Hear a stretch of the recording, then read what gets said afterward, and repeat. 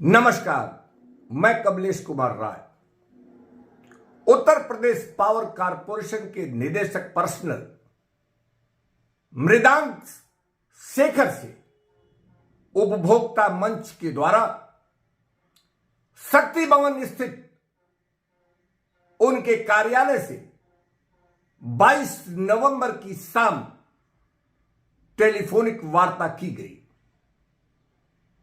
हमने director personnel से जानना चाहा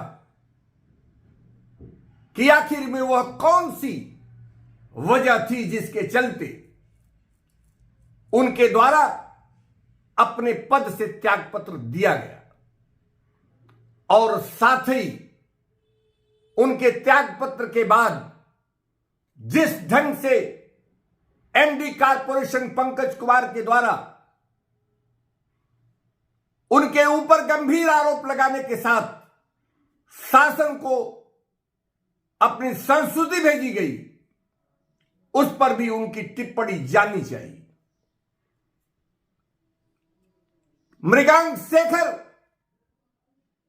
के हर जवाब में उनकी बेबसी और उनके दर्द को समझा जा सकता है।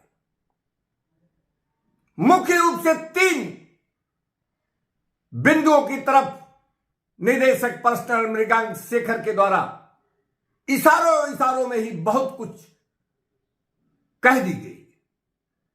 नंबर 1,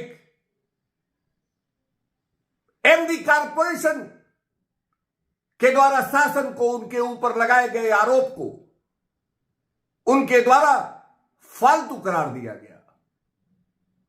नंबर 2, व्यक्तिगत वजहों से दिए गए त्यागपत्र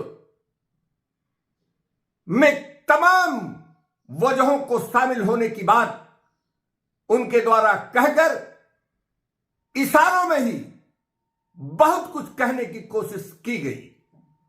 सबसे खास बात, जब उनसे उपभोक्ता मंच ने यह जानना चाहा कि कारपोरेशन प्रबंधन के द्वारा पिछले दिनों च्वाइस और पैरवी के आधार पर किए गए तमाम स्थानांतरणों में उनके द्वारा आपत्ति दर्ज कराने के बाद क्या प्रबंधन की नाराजगी का खामियाजा उन्हें भुगतना पड़ रहा है, इस पर मृगांक शेखर का कहना था कि चूंकि फिलहाल वो सर्विस रूल से बंधे हैं, ऐसी स्थिति में वर्तमान समय में वह इस पर कुछ भी कहने की स्थिति में नहीं है।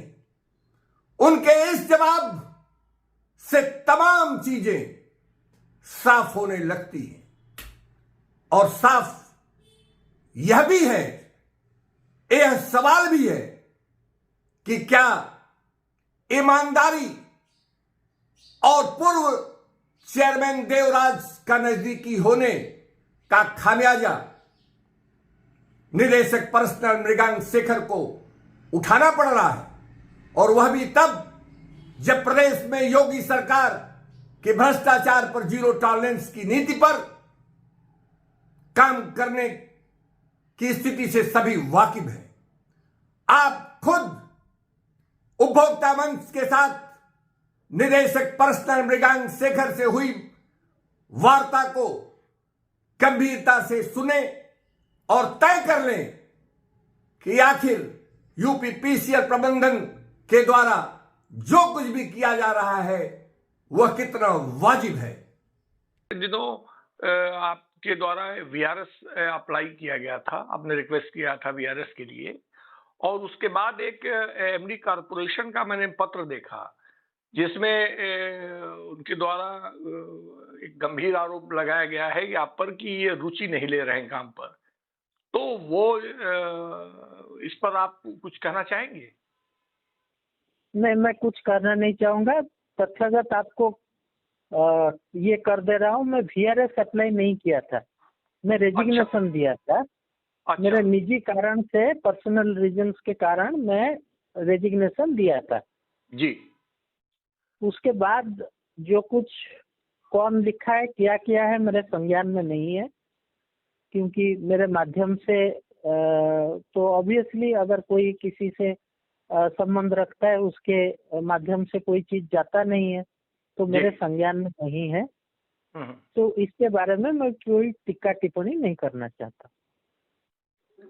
नहीं, मतलब ये चर्चाओं में है कि आप एक अच्छे अधिकारी में शुमार रहे हैं और पहले के चेयरमैन एम देवराज की नजदीकी थे और इसी वजह से आपको दोहरा चार्ज भी दिया गया था। अचानक आपके रेजिग्नेशन के बाद ही ऐसा क्या हो गया कि ऐसी कौन सी स्थिति प्रबंधन ने देख लिया जिससे वो ये लिख रहे हैं शासन को कि आप तो रुचि नहीं साहब ले वो रहे हैं? प्रबंधन ही बता पाएगा ना, मैं कैसा बता पाऊंगा। नहीं, वो बात आपकी आपकी सही है। हाँ। ये प्रबंधन बता सकता है, लेकिन मेरा ये बात कि आपके साथ देखिए, ये तो पब्लिक डोमेन में है, वो बाकायदे वो हो रहा है। वो पत्र हम समझते हैं कि हर आदमी के पास है, जो भी जुड़ा हुआ है। हम प्रेस के पास भी है, देखिए, हमारे दो पास दो भी। कॉर्पोरेशन का इतना लोड रहता है, मेरे को ये सब जी। देखने के लिए, करने के लिए समय नहीं रहता है। मैं मतलब अभी और दफ्तर छोड़ने में मेरे को 1-1.5 घंटा लगेगा। जी। सवेरे फिर जाइए, ये मीटिंग वो मीटिंग, असेंबली का क्वेश्चन अभी फाइनल करके दिया जा रहा है। तो मेरे पास ये सब फिजूल का कोई चीज देखने का ना समय है, और इसीलिए मैं ज्यादा इसमें ध्यान भी नहीं देता हूँ। ठीक है। नहीं, ये एक महत्वपूर्ण चीज, एक अधिकारी के, एक वरिष्ठ अधिकारी के बारे में अगर एक एमडी कारपोरेशन द्वारा एक पत्र लिखा जाए तो इसको फिजूल तो कहना मेरे समझ उसके संगे मैं देखिए, मैं तो फिजूल थी, मैं निजी कारण से त्याग पत्र दिया। जी। उसके बाद अगर आप बोल रहे हैं किसी ने कुछ किया, किसी ने कुछ लिखा, उसका किसी ने जवाब नहीं, एमडी कारपोरेशन ने लिखा, मिस्टर पंकज कुमार ने लिखा है।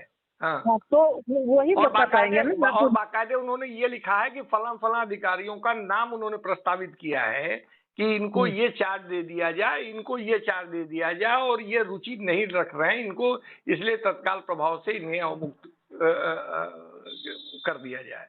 इस संदर्भ में उन्होंने शासन को लिखा है। तो जी। मेरे पास इसमें टिक्का टिप्पणी करने का कुछ है नहीं। जी।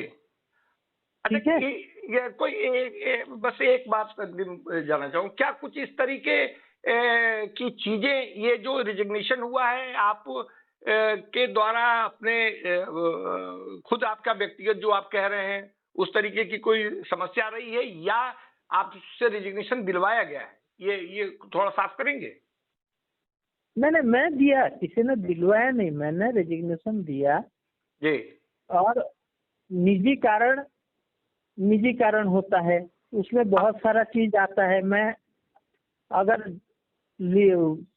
उसमें I am under no obligation to further elaborate निजी कारण क्या है।